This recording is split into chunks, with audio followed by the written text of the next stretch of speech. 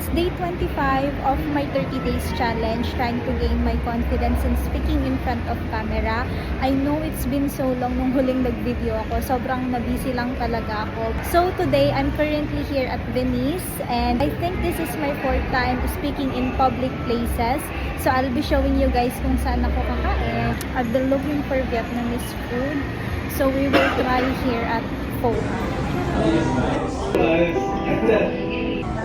So, let's buy for our drinks. Hello po! Milk tea. Snowfall latte po, isa.